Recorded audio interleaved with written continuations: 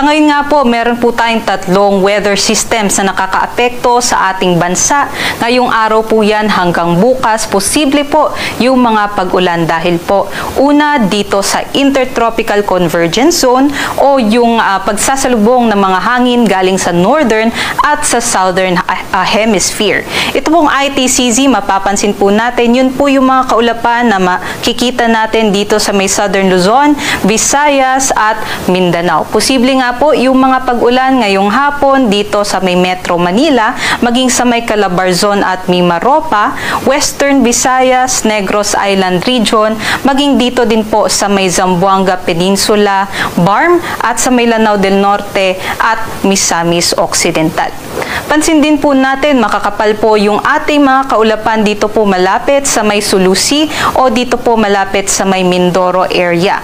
Yun po ay binabantayan natin at minomonitor dahil posible nga po magkaroon tayo ng isang low pressure area dito na babagtasin ang may Palawan bukas po. At pangalawang weather system naman, itong northeast monsoon o yung amihan na nakakaapekto sa may extreme northern Luzon.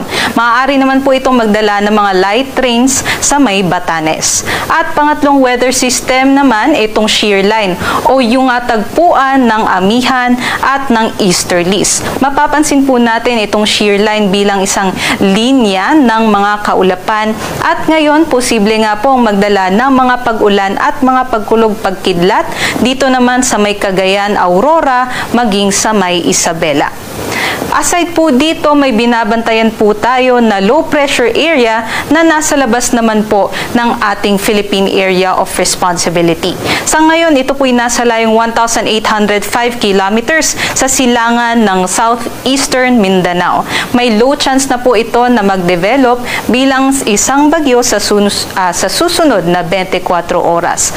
Ngunit dahil malayo pa nga po ito sa ating kalupaan at nasa may karagatan pa rin itong LPA, ay mataas pa rin yung tsansa na mag-develop po ito dahil nakikita po natin na ito po'y lalapit po sa ating mga kalupaan sa susunod pa na linggo.